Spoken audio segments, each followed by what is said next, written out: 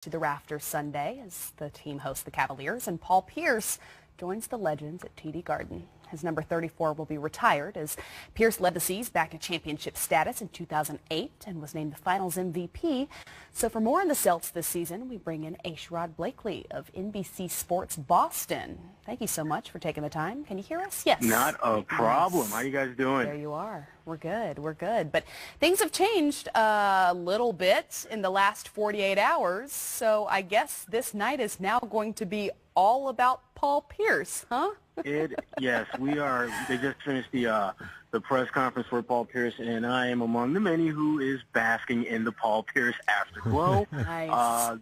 This was an awesome day, and obviously the big day is tomorrow. But certainly this was a nice kind of hors d'oeuvre of which to kind of whet the palate for what's to come. Awesome stories from lots of different people. Mike Gorman, Cedric Maxwell, Antoine Walker had lots of great things to say. There's nothing that you can knock about this night, which is perfect because Paul Pierce, he really, on and off the court is one of the great Celtics. And Sherrod, you know this franchise very well. And numbers are numbers, and going to the playoffs is great for a franchise. But how big was it for Paul to win a championship with KG and those guys to really make him a Celtic great? Listen here, I'm of the belief that 34 jersey would not be going up if there wasn't a chip attached to it. And any other franchise in the NBA, it would not be an issue, championship or no championship. But as you know, things are different in Boston. It is a championship or bust. It is what they equate with greatness. And when you look at the guys that number 34 jersey is going to be associated with, you're talking about Bill Russell, Bob Cousy, just the list goes on. And I remember I was asking Paul about that, and after I got to the fourth name, he just cut me off and said, wow, that's crazy. I'm going to be up there with those guys.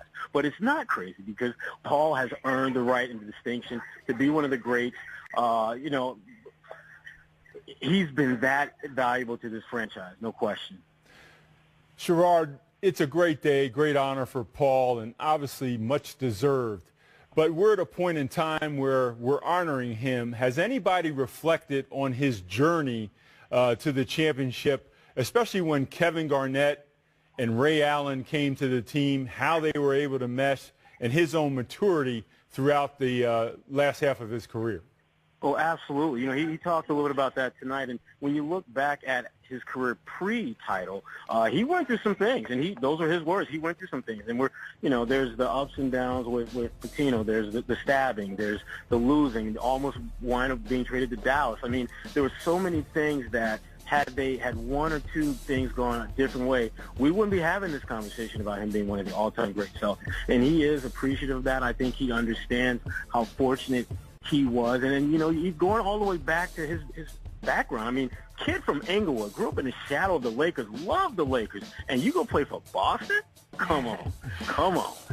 And the fact that they embraced him so much from the very beginning he came to town, and he rewarded them with great play, and obviously in 08, Banner 17. So, as if it's possible to rank greatness among those who have played in green, all those you mentioned, where do you see Paul among those Celtics legends? I would say he is on the short list, and the short list to me is top 5. Wow. I would have a lot of trouble ranking him beyond that. Robert Parrish, he was here, and he said, really, Paul Pierce is the greatest offensive Celtic. And he was asked specifically, what about Bird? What about Havlicek? He puts them ahead of those guys as well because for what he can do offensively. And listen, if the Chiefs say he's the greatest scorer, I'm going to go with the Chiefs. The Chiefs knows better than I do. So offensively, he is obviously one of the greats. But I think the fact that he has that banner, it puts him in the conversation. But if you don't have multiple titles, I think it's hard to see you as the greatest. I mean, I think Bill Russell is the greatest. He's the standard everyone else is measured against. But the fact that Paul Pierce has even played well enough to be in the conversation when you're talking about the all-time greats, it speaks to the career that he had here in Boston. You guys can follow Sherrod Blakely under that name on Twitter and on NBC Sports Boston. Before I let you go, for sure no tribute videos then during Paul's night. No competing tribute video. That's a nice little wrinkle that we are so thankful for. In so many ways you have no idea. So Paul gets his night before and after. So good for him. He earned it. And you know what? And when you think about Paul's career, it's only fitting because things tend to work out for him sometimes without him actually doing anything to make them work out for him. Yeah. So all good. Just another example, right? Thanks so much for joining us. No problem, guys. Be good. All right. 34 will rise to the rafters. I like it. But I mean, a bit surprised by what he said, that some of the Celtics legends have called him one of, if not the greatest Celtic all time, at least the greatest offensive Celtic. Yeah, I would probably lean towards that because when you look at some of them old videos for the Bob Cousy era, Bob Cousy was dribbling with one hand. Bob Cousy was coming down the court going like this. Right. And I was like, Game Stu, is he ever going to pick up his left hand? It's like he's just going around in circles. So that's where some of these older cats are saying, hey, that guy in the 60s playing now, yes, there's no question because, to your point, the game has changed so much. So I'm not mad when I hear one of those old guys say, offensively.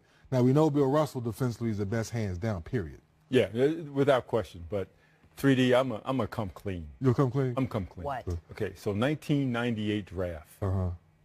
Do you remember the Paul Pierce story?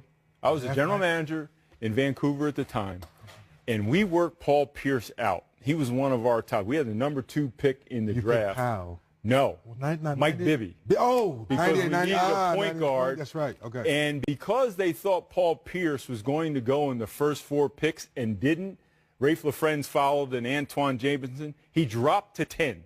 So I'm coming clean. Paul Pierce basically ruined my career. Wow. Yeah. Paul Pierce is the reason You should have taken you're sitting here with us. I didn't know I was like passing on a Hall of Famer and one of the all-time great Celtics. Wow, that's good stuff right there. Sorry, NBA Paul. TV, only NBA Sorry, TV, Paul. baby. I'm here to apologize to you. I'm sorry. Yeah, I mean, it's only on NBA TV Yes. because he's here with us now, Exactly. and that again is because he passed on Paul. But his number 34 That's why I'm is here. going to be rise I'm grateful, to though. the rafters. There you go. The Celtics host the Cavaliers in an Eastern Conference Finals rematch Sunday. That game tips off at 3:30 Eastern on ABC. Of course, your post-game coverage, as always, is right here on NBA TV. We've got one game actually pretty close to the end here. Uh-oh.